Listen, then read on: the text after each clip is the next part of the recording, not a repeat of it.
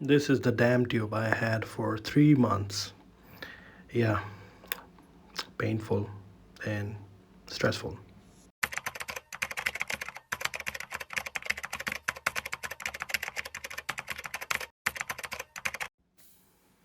So I called the ambulance and they took me to the hospital. Came to know after x-ray that I got a big kidney stone that I cannot pass.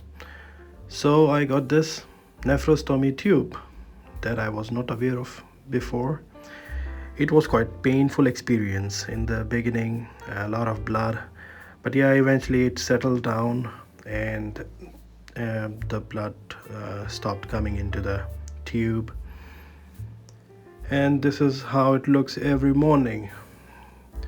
This is the extension attached every night, and I had to empty the bag. I will show you that what are the bandages and bags I used during that time. So you need to empty this bag and remove it every morning so you can use the normal one.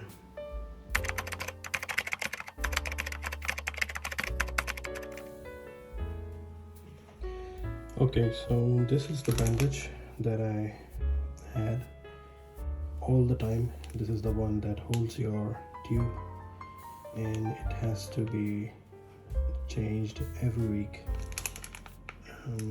This is the procedure it shows, but obviously you cannot do it yourself. You have to go to the hospital where the nurse changes this. And the second thing is this bag, the Nefrostomy bag that I had all the time. This is the small one. It sits on the thigh with the support, and this one also changes every week. So I got a couple of these bags and the bandages. This is the port it has, so you have to empty it quite often because you need to drink a lot of water in order to pass out the stone. And this is the extension, or you can say a bag with a long tube.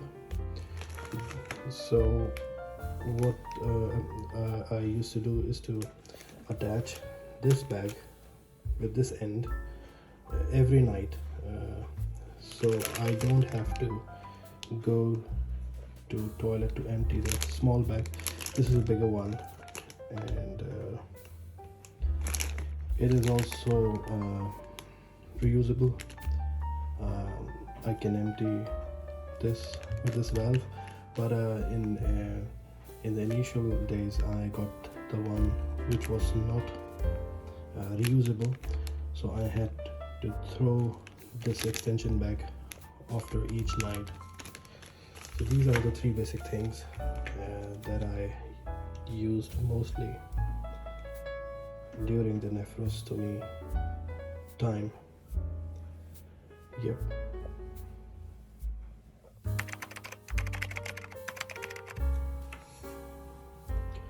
One thing I would like to add is a small tip. These bags have holes here, and they are meant to be like hang somewhere. So I used to have a pin, safety pin here, and each time I go to the shower, I hang this bag with my shower curtain. So that was quite easy rather than hanging it around, because you need to take off the support when you are taking a shower, and that support is made up of cloth. So when you take that off, it usually hangs down, which I feel a bit uncomfortable. So you just put a pin and attach it to the curtain, shower curtain, so you get a support and it doesn't hang around during the shower. Yeah, so that was a small tip, because it is absolutely fine if you want to go to the shower.